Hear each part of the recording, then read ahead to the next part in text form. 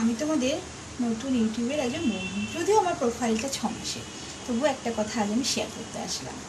আমি যখন প্রথম ভিডিও বানাতাম তখন গাছপালা, রান্না এইসব নিয়ে আমি ভিডিও করতাম।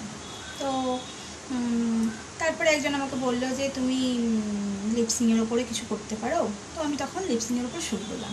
প্রথম যখন আমি গাছপালা নিয়ে ভিডিও বানাতাম তখন আমার অনেক বন্ধুবান্ধব ছিল যারা আমাকে লাইক করতো, কমেন্ট করতো, কিন্তু যখনই আমি রিলসে এলাম, নিজের লিপসিং দিতে শুরু করলাম, তখন থেকে আমি লক্ষ্য করলাম যে আমার যে সমস্ত বন্ধুবান্ধবরা ছিল তারা আমাকে আর কেউ কিন্তু লাইক কমেন্ট কিছু করছে না।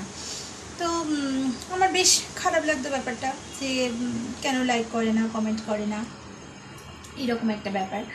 তো ঠিক আছে, কোনো ব্যাপার না, আমি তাও ভিডিও দিতে থাকলাম। তারপর থেকে আমি লক্ষ্য করলাম যে শুধু ভিডিওতেই যে লাইক কমেন্ট, ওটা তো আলাদা ব্যাপার।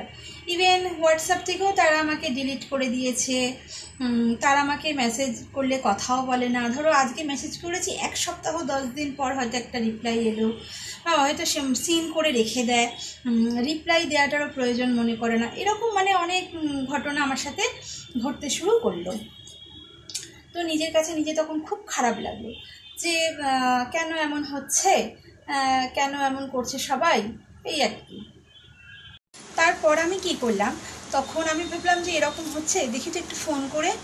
তো তখন আমি ফোন করতে লাগলাম একজন দুজনকে। তো দেখলাম কেউ ফোন ধরলো, কেউ ফোন ধরলো না, বা কেউ হয়তো মেসেজে রিপ্লাইয়ে লিখলো। তো রিলগুলো বেশ ভালোই হয়, সেটা একটা মানে কথার টোনটা বোঝা যায়, তো বেশ ভালোই লাগে, মজা পাই, এরকম করে বলতে শুরু করলো। তো তখন আমি বুঝতে পারলাম যে আমার এই যে রিল করাটাকে কেউ ভালো নজরে দেখছে না।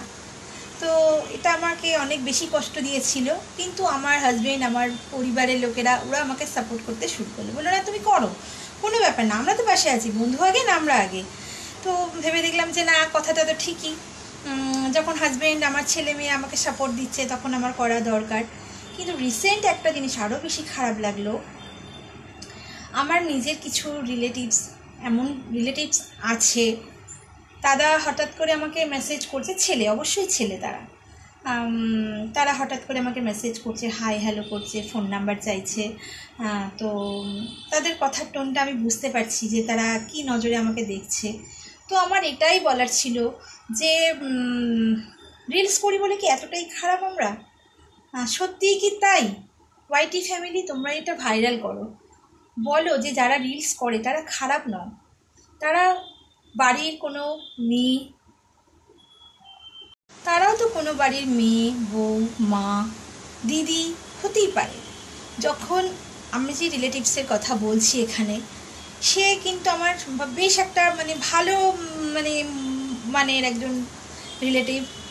সে কিন্তু আগে আমায় কোনো দিন সেইভাবে দেখতো না।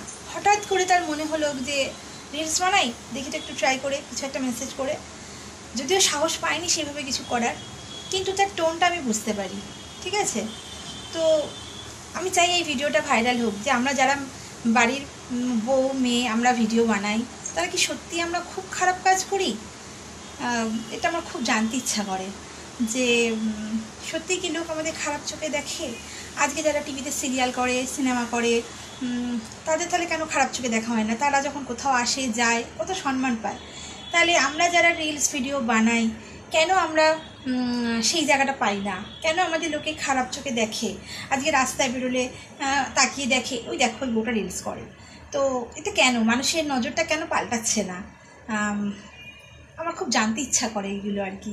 আমি এই ফার্স্ট টাইম ইউটিউবে আমি ব্লগ দিলাম, আমি দিইনি। আমি চাই আমার এই ব্লগটা ভাইরাল হোক, আমার অনেক প্রশ্ন যে সেগুলো উত্তর পাওয়ার জন্য।